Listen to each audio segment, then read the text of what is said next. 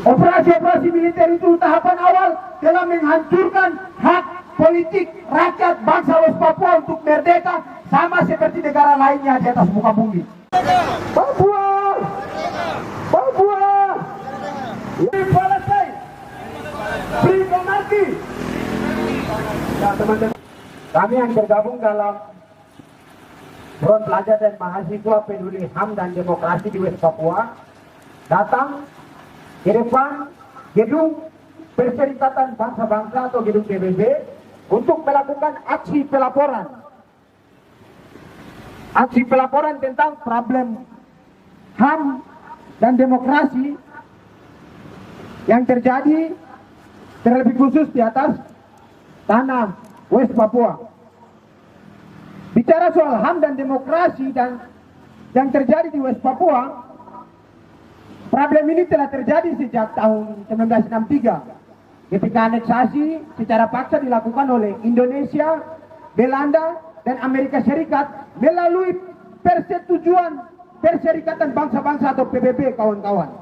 Itu kemudian secara ilegal memberikan hak politik orang Papua kepada Indonesia tanpa sepengetahuan dan keterlibatan orang asli Papua, kawan-kawan. Itu merupakan titik letak awal keterlibatan Perserikatan Bangsa-Bangsa atau PBB dalam merebut dan juga menghancurkan hak politik rakyat bangsa West Papua, kawan-kawan. Oleh karena itu kami hadir di sini bukan karena sebuah kebetulan, tetapi karena ada problem politik sejarah yang kemudian melibatkan PBB yang seharusnya bertindak sebagai pihak yang netral, tetapi PBB kemudian tidak berpihak kepada rakyat, tetapi berpihak kepada kelompok kapitalisme, kawan-kawan.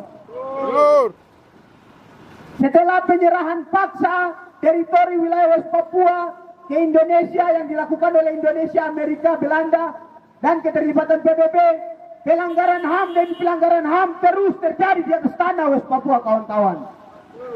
Elsam mencatat sejak 1963 hingga 2024 telah terjadi 15 lebih operasi militer yang dilakukan oleh negara kolonial Indonesia di Papua, kawan-kawan. Operasi-operasi militer itu dilakukan untuk menghancurkan gerakan politik bangsa West Papua yang telah memiliki imajinasi berdiri sebagai sebuah bangsa yang merdeka sama seperti bangsa dan negara lainnya di dunia, kawan-kawan. Operasi-operasi militer itu tahapan awal dalam menghancurkan hak politik rakyat bangsa West Papua untuk merdeka sama seperti negara lainnya di atas muka bumi.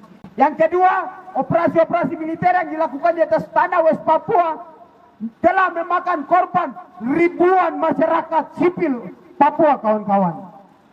Ribuan korban itu pun tidak pernah dianggap serius oleh negara Indonesia, kawan-kawan. Selain itu, operasi-operasi militer yang dilakukan di atas tanah Papua juga dilakukan guna untuk mengamankan wilayah-wilayah yang nantinya akan dijadikan tempat eksploitasi sumber daya alam, kawan-kawan. Jadi berbagai macam operasi militer yang dilakukan di atas tanah West Papua itu dengan berbagai macam kepentingan, tetapi rakyat Papua diposisikan hanya sebagai korban, kawan-kawan. Korban di atas korban, kawan-kawan. Berbagai macam peristiwa berdarah juga telah menjadi catatan bahwasanya Indonesia tidak pernah punya itikat baik untuk menyelesaikan problem pelanggaran HAM yang terjadi di atas tanah West Papua, kawan-kawan.